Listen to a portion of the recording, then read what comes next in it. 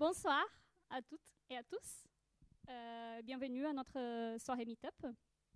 Donc ce soir, je suis là pour vous parler du CDK d'AWS. Je vais installer ça pour qu'on puisse commencer.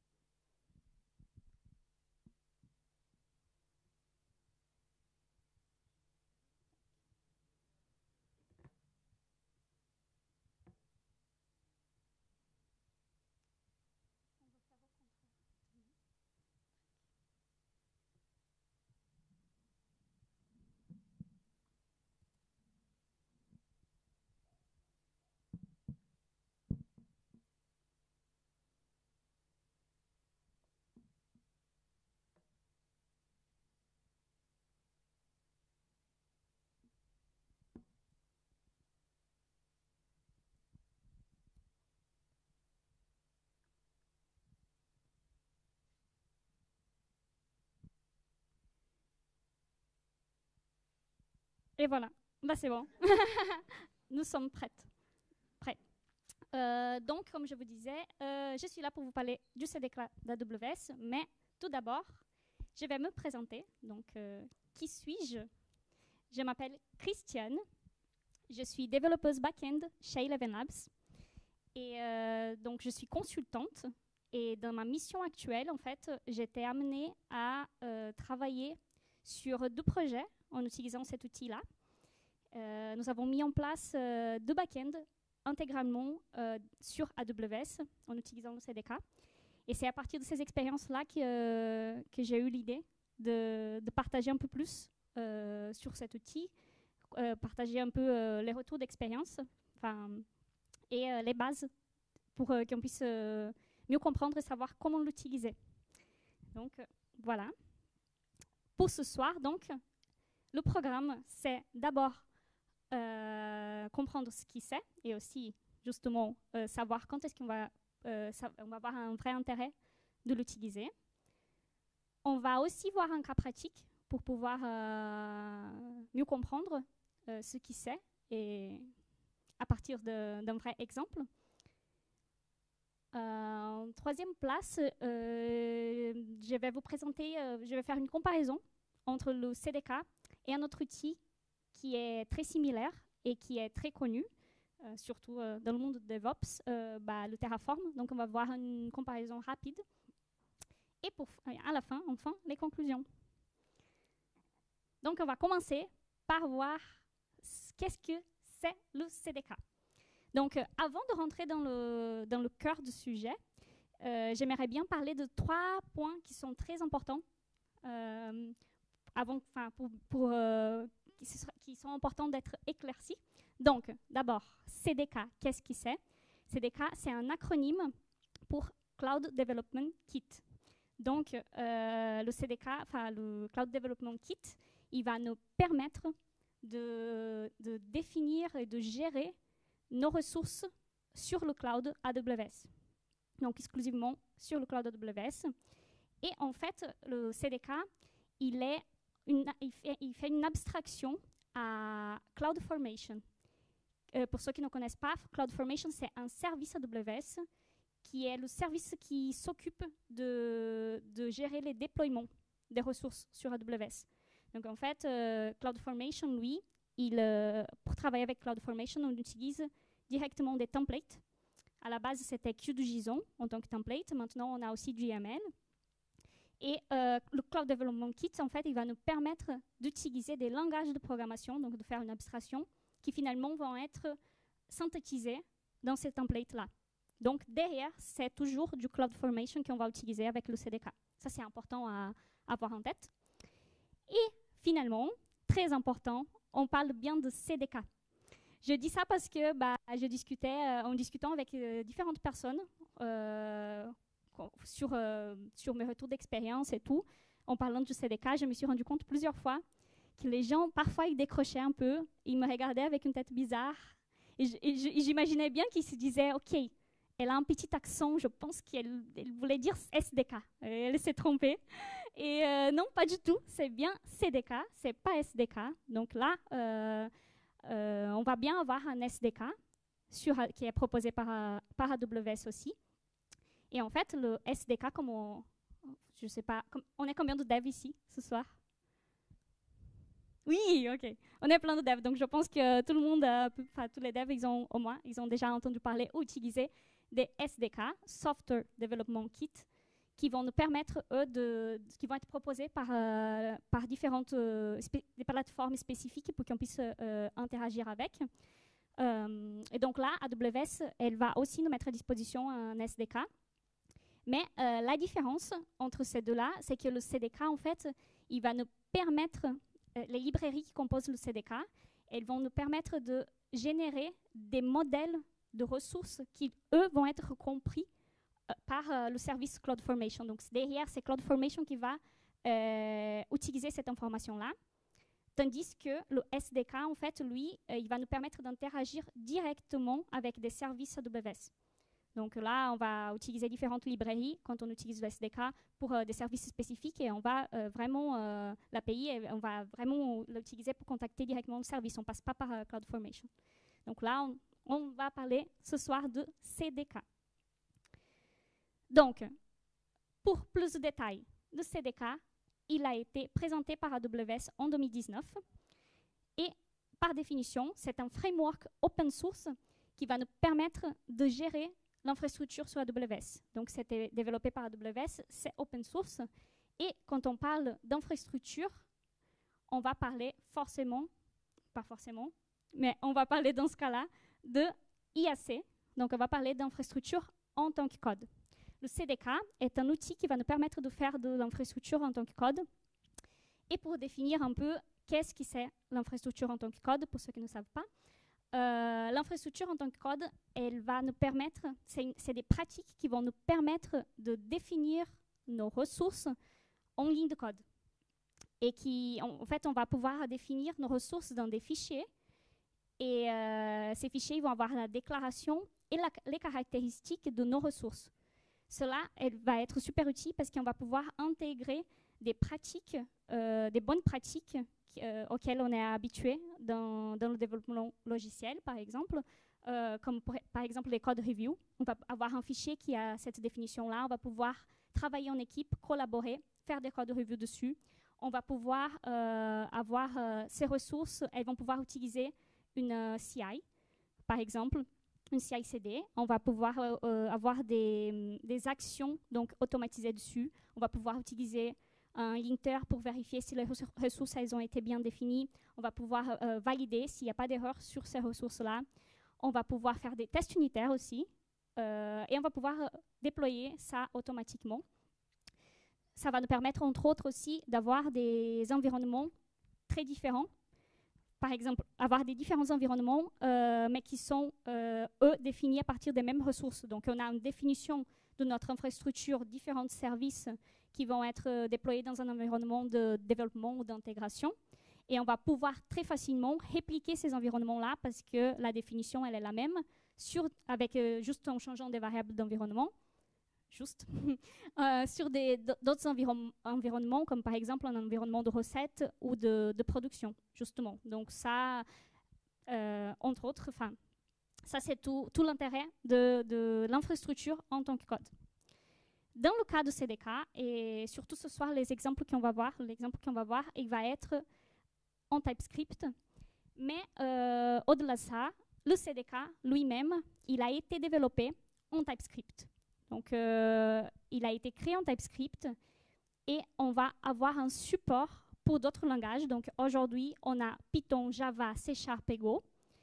Mais derrière, il faut savoir que le code qui est exécuté, il est toujours exécuté en TypeScript.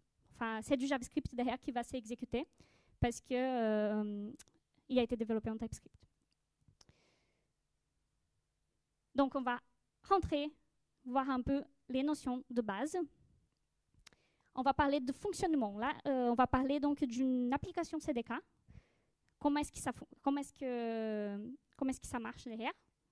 Donc, on va voir cet ensemble de librairies qui vont nous permettre de définir différentes ressources et dont l'application. Donc, l'application CDK, elle va contenir une notion des stacks.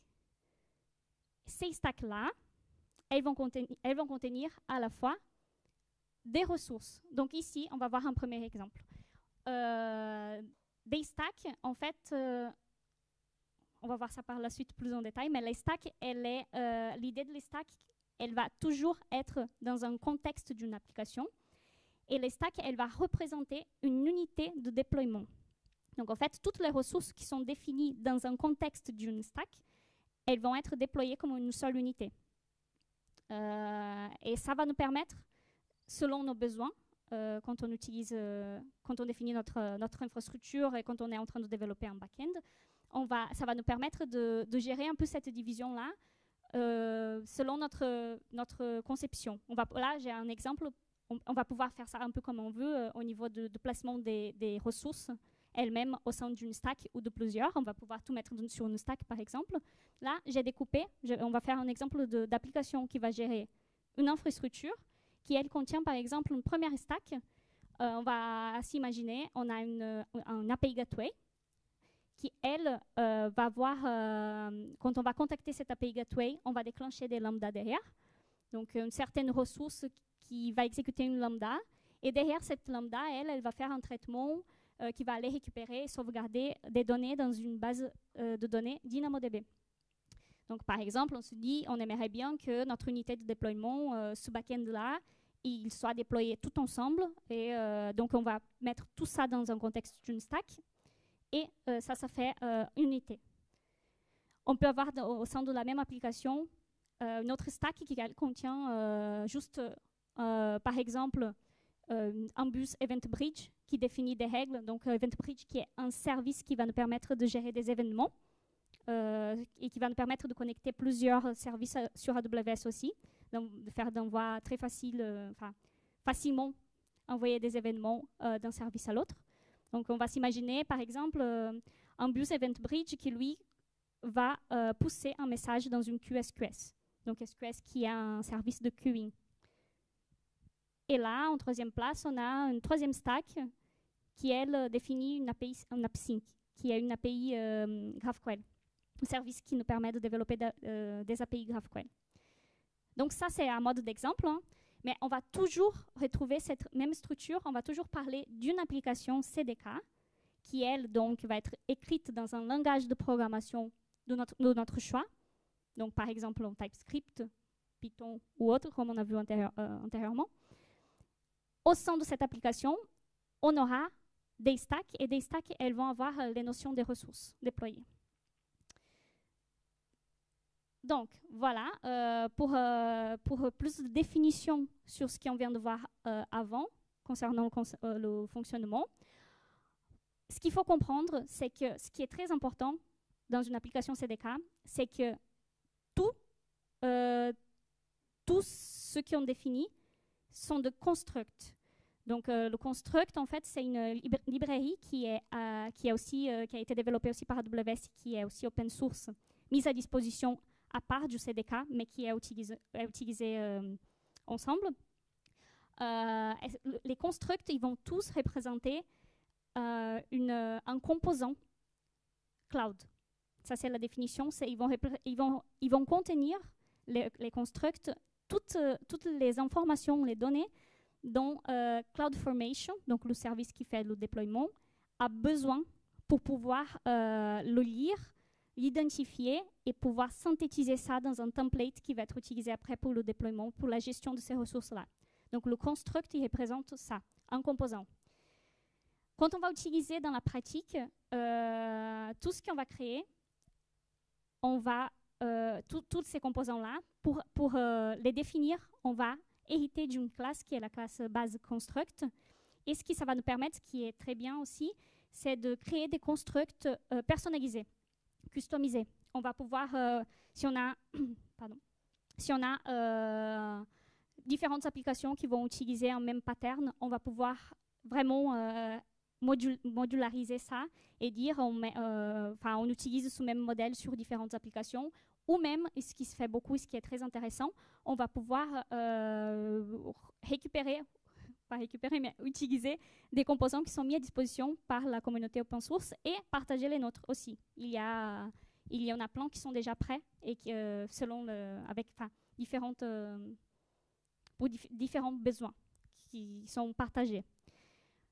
En ce qui concerne dans la pratique, donc pour l'initialisation de ces classes-là, pour qu'on puisse l'initialiser, on a toujours 3 attributs qu'on va passer en paramètres. Donc, deux attributs obligatoires. Donc, on va parler toujours du scope.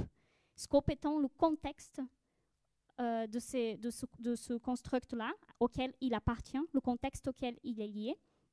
Et l'ID, qui est un ID qui doit être unique pour ce contexte.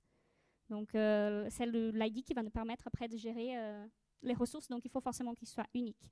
Après, on aura aussi les props, et les props, ça va être optionnel parce que ça dépend de ce qui a besoin chaque ressource en tant qu'information. Mais pourquoi je mets ça là, c'est un peu très pratique, c'est un peu de l'utilisation du code, mais je trouve important de le dire tout de suite parce que c'est une notion.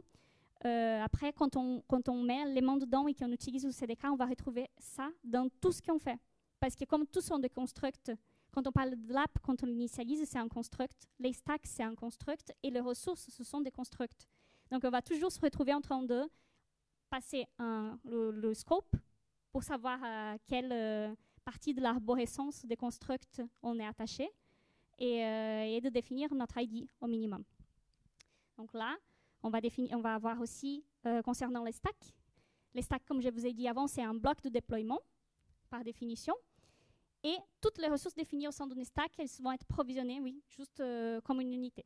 Quand on va instancier un construct d'une ressource qui représente une ressource X de Cloud AWS, bah, elle doit être instanciée forcément au sein d'un contexte d'une stack pour être pris en compte lors du déploiement. Pareil, donc l'initialisation, je répète ce que je viens de dire, ça va être pareil, scope ID obligatoire et des props. Le cycle de vie, donc une fois qu'on a défini notre application comme on avait vu antérieurement avec l'app, les 3 stacks différentes avec des services pour chaque stack, on va pouvoir lancer une commande à l'aide du kit de CDK, donc de la partie CLI qu'on va avoir. On va pouvoir lancer la commande deploy. Qu'est-ce qui va se passer quand on lance cette commande? Donc, on va aller récupérer les informations de notre application et on va voir une première phase qui est la phase de construction. Donc, la construction qui va être, dans un premier temps, si on parle de TypeScript, dans notre cas, on va transpiler le TypeScript et on va exécuter le code. On va avoir une phase de préparation qui, elle est assez transparente. On n'a pas plus d'informations quand on la lance. Mais en fait, ce qui va se passer, c'est que la phase de construction, elle va se finir. Et il y aura toute une... quand on définit des dépendances entre les ressources, il y aura la phase de construction, elle va se finir selon ces dépendances-là. On va la finaliser. On va avoir la phase de validation qui, elle, concerne les ressources qui utilisent une méthode de validate. Donc, s'il y a des constructs qui appellent cette méthode-là, ce n'est pas obligatoire, et qu'on a défini des validations qui ont vu que soient faites en amont, avant de lancer, avant que le template soit synthétisé et qu'on lance le déploiement, ça a lieu dans cette étape-là. Et enfin, on aura la synthèse. Donc, c'est au moment de la synthèse que le CDK, en fait, il va récupérer les informations des ressources, tous les constructs qu'il a créés, et qu'on va traduire ça, synthétiser ça en template CloudFormation. Donc, une fois que ce template il est créé, s'il y a par exemple aussi d'autres assets, donc d'autres assets dont l'application a besoin pour pouvoir fonctionner, par exemple, si on définit des lambdas, c'est le CDK qui, lui, va s'occuper d'aller récupérer les fichiers concernés par la lambda, les zipper ensemble et le pousser sur S3. Donc, cet asset-là aussi, elle est construite, tout ça est construit au moment de la synthèse. Et c'est automatique, c'est le CDK qui fait le processus de zipper et d'envoyer ça sur S3.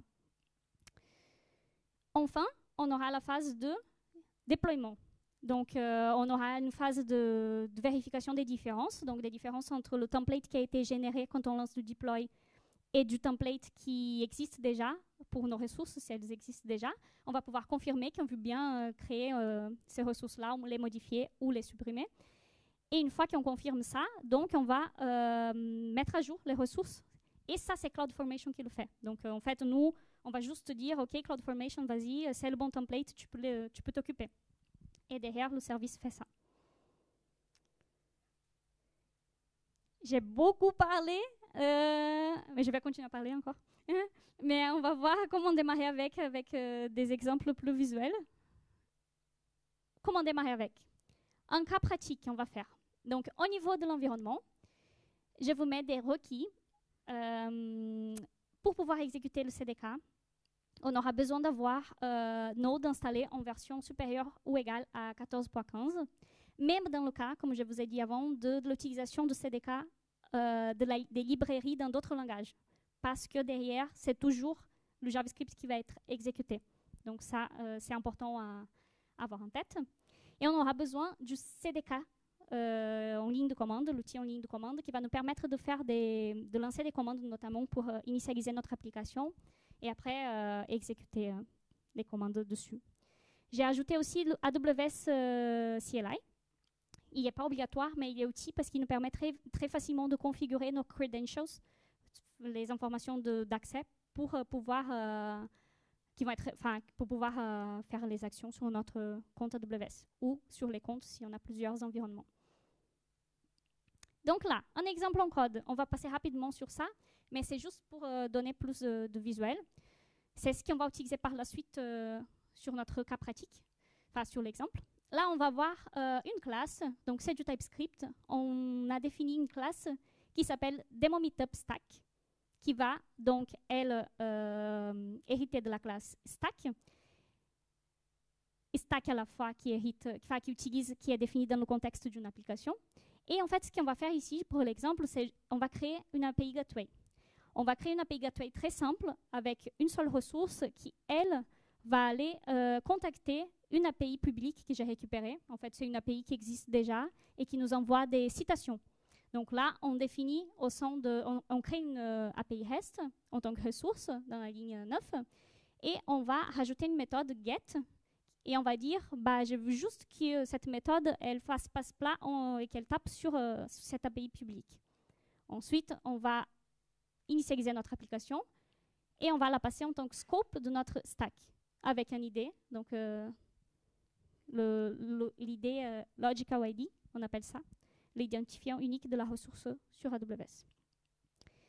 Et maintenant, on a, ça va être une petite vidéo pour la démo de tout ça. Donc attendez, parce que je pense que pour qu'on puisse mieux voir, il faut augmenter ça. Tac. Donc c'est parti. On a 3 minutes 54 pour démarrer une application CDK et déployer notre API Gateway. Donc, on va voir ici, on est sur un compte AWS. On est bien sur le service CloudFormation. On voit bien qu'il n'y a pas de stack de défini. Là, ce qu'on va faire, c'est qu'on va créer un répertoire et on va initialiser dans ce répertoire-là une application CDK avec un CDK init. On définit que c'est une app, on définit le nom de notre app et on va définir le langage de notre cas TypeScript.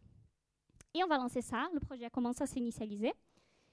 Et en même temps, je vous montre un peu l'arborescence, à quoi ça ressemble le projet. Parce qu'en fait, comme c'est un framework, il va nous proposer un cadre de travail. Donc, je vais poser ça parce que sinon, il va falloir que je parle très vite. Donc là, on va retrouver une arborescence qui est proposée avec... on va faire en même temps. Une arborescence avec notre point d'entrée qui est dans le dossier bin. On voit bien qu'il nous laisse déjà, le CDK nous propose déjà des exemples, donc c'est très facile aussi à faire des tests dessus quand on l'initialise. On va avoir au niveau de la lib notre stack de défini ici. On va avoir un dossier avec des tests unitaires aussi, un exemple de test unitaire. On va voir d'autres fichiers déjà créés par défaut, Jest, qui est l'outil d'exécution des tests qui est proposé par défaut avec le CDK. Le fichier test-config pour le TypeScript et CDK-JSON, par exemple, qui est un fichier utilisé par le CDK pour cacher des informations dont il a besoin. Il fait du cache dessus. Et voilà. On aura notre package. Disons là, en fait, le projet est en train de s'installer, donc on voit bien les nodes modules qui commencent à arriver. Et c'est fini.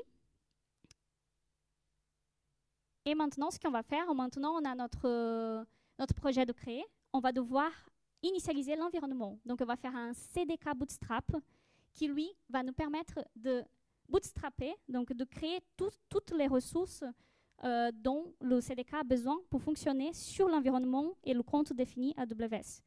Donc là, si on voit au niveau du CloudFormation qui gère le déploiement, on voit qu'il y a le CDK Toolkit, c'est un nom par défaut, on peut le changer, qui arrive. Il y a une progress, là, on voit que les ressources sont en train d'être créées. Donc, on va avoir des rôles, des policies qui vont être créés. C'est des cas qui s'occupent de ça parce que c'est les rôles dont lui, il a besoin pour marcher. On a aussi un bucket S3 qui va être créé par défaut parce qu'on aura besoin pour pouvoir justement pousser nos assets et utiliser et sauvegarder notre template.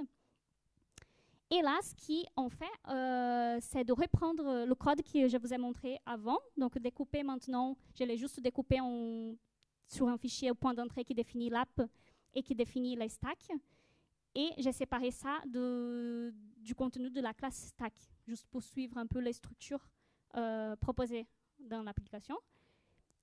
Et ce qu'on va déployer, c'est ça, c'est cette ressource-là qu'on avait vue ensemble, c'est la API Gateway. Donc là, normalement, c'est bon pour le point d'entrée, c'est bon aussi pour les stacks. Et ce qu'on va faire, c'est simplement faire un CDK deploy. Aussi simple que ça. Et là, on va voir que sur CloudFormation, on a, au niveau des stacks, on a notre application CDK.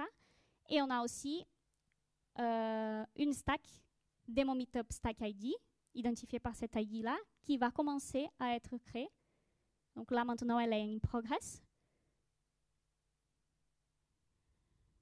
On voit bien, on a toutes les informations après de ressources. Là, c'est en train d'être créé.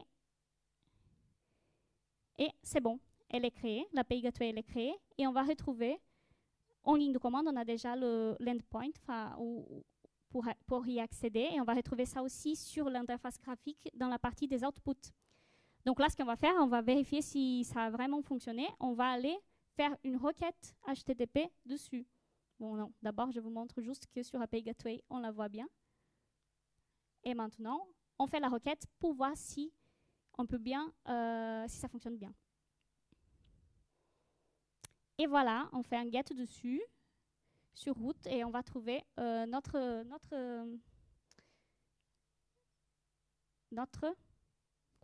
citation. Merci. J'allais dire notre quota, notre citation. Donc voilà pour la petite démo.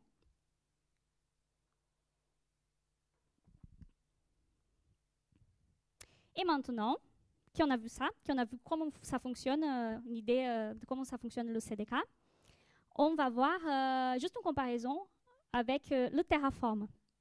Donc, on aura, ce sont deux outils qui nous permettent de faire de l'infrastructure en tant que code, comme on a vu antérieurement. Terraform, c'est pareil. Donc, ce sont deux outils open source pour faire de l'infrastructure en tant que code. Le premier, il a été développé par la société, par HashiCorp, et le deuxième, ça a été développé par AWS. Une différence très importante entre les deux, c'est que avec le Terraform, on va pouvoir travailler sur n'importe quel cloud, presque tous les clouds, je pense.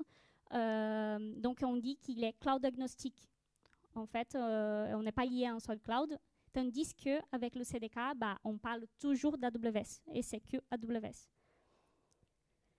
On va retrouver, pour la définition des ressources au sein du Terraform, on va retrouver le langage HCL, HashiCorp Configuration Language, qui va être un langage basé sur du JSON, tandis que sur le CDK, comme on a vu antérieurement, comme on a vu avant, on va pouvoir utiliser des langages de programmation courants. Et qu'est-ce qu'on a d'autre? Oui, ça, c'est aussi très important à avoir en tête. C'est que le Terraform, en fait, quand il déploie des ressources, il utilise derrière le SDK. Par exemple, si on est en train d'utiliser le Terraform pour gérer nos ressources sur AWS, il va utiliser le SDK.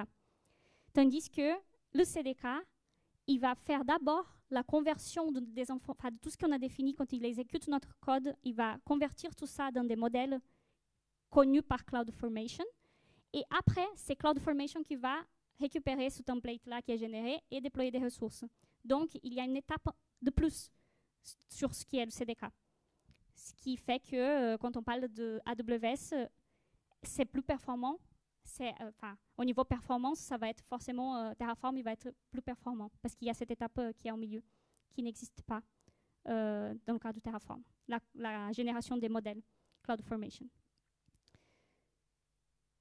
Et on vient vite aux conclusions. Non? Oui. Elles sont les conclusions? Ah, si, elles sont là. J'ai eu peur. J'ai cru que c'était la dernière diaporama. Donc, non, il y a bien des conclusions. Donc, qu'est-ce qu'il faut retenir de ce talk? CDK, c'est un outil d'infrastructure en tant que code qui nous permet de provisionner des ressources sur AWS et que sur AWS. On va pouvoir utiliser un langage de programmation sur lequel on est à l'aise. Donc, mon expérience, elle était dans ce sens-là et je trouve que c'est très important. C'est quelque chose à remarquer en tout cas. C'est que c'est une très bonne façon. Le CDK, c'est un très bon outil pour nous permettre en tant que développeurs de commencer à appréhender le monde du cloud, et de commencer à développer dessus. Parce que là, on est en train de garder un langage ou des langages sur lesquels on est déjà à l'aise et on va avoir moins de concepts à intégrer pour l'utilisation. On va se retrouver dans là, vous avez vu, c'est une application TypeScript. On connaît déjà les structures. On retrouve le même outil de test unitaire. Donc, c'est forcément plus... on est plus à l'aise dessus, plus rapidement à l'aise dessus. Et le CDK va aussi nous permettre de réutiliser les composants, comme je vous ai dit, et même de réutiliser les composants et de faire la définition de nos ressources en moins de lignes de code que sur CloudFormation. Donc là, c'est une comparaison on parle que du contexte AWS, donc on parle de CloudFormation qui, lui, était le premier service d'infrastructure en tant que code d'AWS. Mais quand on parle de définition de ressources sur un template, on a beaucoup moins d'options pour réutiliser des bouts de code et des composants quand on fait du template que si on parle d'un langage de programmation où on peut utiliser des fonctions, où on peut utiliser des boucles et d'autres patterns, des patterns dessus. Avant de vous remercier, je voulais aussi mentionner 2 choses. Donc, je vous ai déjà parlé de la performance sur Terraform. Quand on parle d'AWS, on voit que cet outil est plus performant parce qu'il y a une étape de moins. Et quelque chose aussi qui est intéressante pour ceux qui s'intéressent au sujet et qui ont envie de savoir plus, c'est qu'il y a aussi un outil qui s'appelle CDK for Terraform. Donc, en fait, HashiCorp et AWS, ils se sont associés pour développer un outil qui n'est pas le même CDK dont on parle. Donc là, on parle de CDK, c'est ce qu'on vient de voir, mais on a le CDK for Terraform. Et qu'est-ce qu'il va permettre de faire? Il va nous proposer c'est aussi un framework, il va nous proposer un ensemble de librairies qui ressemble, c'est quand même du CDK derrière, mais ce qui va se passer, c'est qu'on ne va pas faire la synthétisation de notre code et création des ressources. La synthétisation du code, il ne va pas nous donner un template CloudFormation, comme ce qu'on vient de voir. Il va nous donner un template Terraform. Et après, ça va pouvoir être appliqué sur n'importe quel cloud provider. Donc, le CDK, il avait vraiment eu beaucoup de succès au début. Il a été bien accepté, donc ils se sont dit, ils avancent dessus et ils proposent aussi un outil qui permet de faire du multi-cloud. Donc, voilà, pour information, je trouve que c'est intéressant. Et maintenant, oui, c'est bon. Merci beaucoup, j'espère que ça a été clair.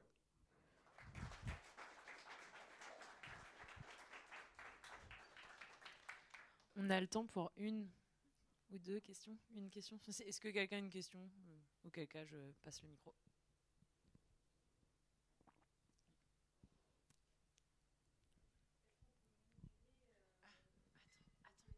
Je pense c'est pour l'enregistrement, je pense que...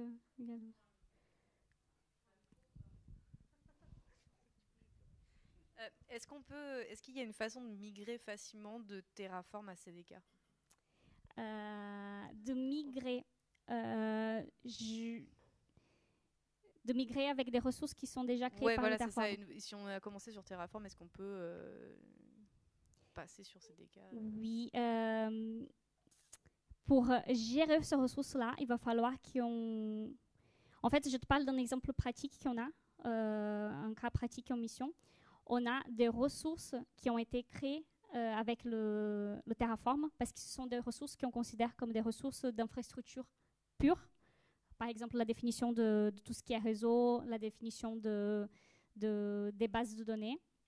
Et en fait, ce qu'on fait côté CDK, c'est de pouvoir les récupérer pour pouvoir les utiliser au sein de l'application CDK. Mais par contre, si ces applications-là, elles ont déjà été... on peut toujours récupérer l'information et utiliser les ressources, mais on va pouvoir migrer ça sur du CDK. Soit, je n'ai pas utilisé le CDK for Terraform, mais on avait eu la problématique et apparemment, on peut faire une liaison en utilisant le CDK for Terraform parce que on parle de Terraform derrière aussi pour pouvoir faire la liaison. Mais par contre, avec le CDK qui n'est pas le CDK pour Terraform, je ne suis pas sûre. Ok, merci. Oui, c'est à voir côté CDK for Terraform. Et je pense que là-dedans, ça peut se faire.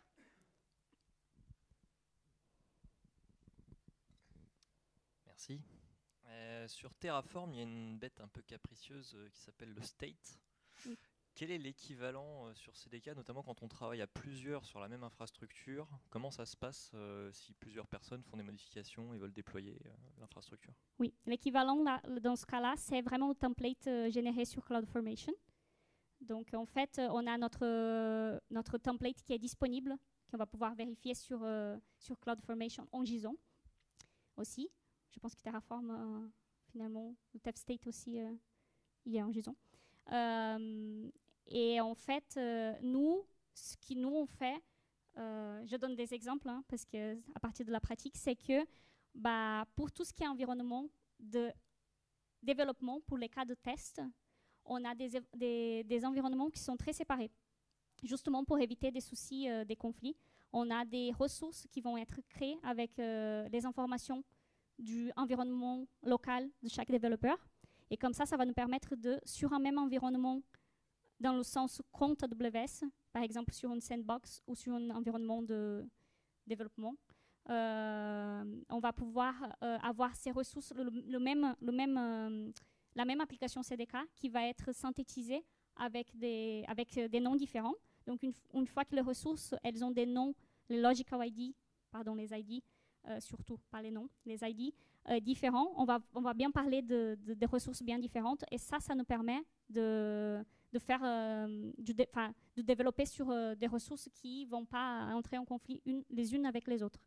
Après, une fois qu'on est sur un environnement, un vrai environnement, par exemple l'intégration, la recette, la prod, là, ça va être à partir de notre CI qu'on va faire les déploiements et ça c'est pas le cas, quoi. Mais ça va être directement le template JSON. Merci. Mais de rien. Merci beaucoup, Chris. De rien, merci. Et merci pour les questions.